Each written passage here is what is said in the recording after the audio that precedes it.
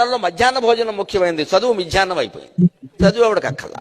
భోజనంలో గుడ్డెట్టారా, గడిది గుడ్డెట్టారా, అన్నం తినేవాడు కోడిగుడ్డు పెట్టడం ఏంటంటే బుద్ధి ఉందా లేదా? చదువుకోమని లేకపోతే వెళ్ళిపోమని చెప్పండి. కోడిగుడ్డు కోసం వస్తావు నువ్వు. ఈ గుడ్లు లెక్క రాయాలి మాస్టర్లు, వాళ్ళ కర్మ కాలిపోయి. చదువు చెప్పక్కల్లా. ఎన్ని గుడ్లు వెళ్ళాయి, ఎన్ని గుడ్లు మిగిలే, ఎన్ని గుడ్లు మధ్యలో పేలే, ఎన్ని గుడ్లు ఈ మాస్టర్ తినేసాడు. ఇంక వీడు చదువు ఎందుకు చెబుతాడండి? అసలు పిల్లలకు భోజనం పెట్టడం ఏంటంటే వాళ్ళ భోజనాలు వాళ్ళు తెచ్చుకోవలేదు, మానేమానండి.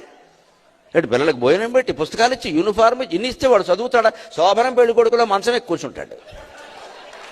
ఎందుకు చదువుతాడు వాడు? విద్యార్థికి ఎన్ని సౌకర్యాలా అవసరమా? చదువు రావట్లేదు ఎవరికి, భోజనాలే వస్తున్నాయి. పైగా అందులో బల్లి పడింది, పిల్లి పడింది, పడదా? ఆ వండి పెట్టే వాళ్ళకి డబ్బులు ఉండవు. ఎక్కడి నుంచి ఇస్తారు? ఎంతమందికి ఇస్తారమ్మా? ధార పోస్తారు ప్రభుత్వం వాళ్ళు. ఎక్కడి నుంచి ఉన్నాయి డబ్బులు? ఇక్కడ నీ డబ్బులు పెట్టి నువ్వు చదువుకో, నీ అన్నం నువ్వు తిను, నీ బట్టలు నువ్వు కట్టుకో, నీకు ఇష్టమైతే చదువు. ప్రభుత్వం పని ఏమిటంటే, ఉభయ తెలుగు రాష్ట్రాల పెద్దలందరూ వింటారు నా కెమెరా ద్వారా కాబట్టి చెబుతున్నా, ప్రభుత్వం కర్తవ్యం బాగా చదువు చెప్పడం తప్ప పుస్తకాలు ఇవ్వడం, బట్టలు కుట్టించడం, అన్నం పెట్టడం కాదండి.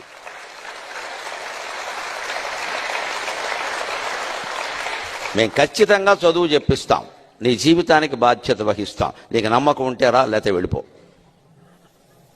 ఈ మాట అనే దమ్ము లేదు ఎవరికి. ఎందుకంటే అందరికీ మళ్ళీ ఎన్నికలు రావాలి, మళ్ళీ మనం రావాలి, మళ్ళీ మనం రావాలనే దరిద్రం వదిలిపోతే ఇవన్నీ ఉంటాయి.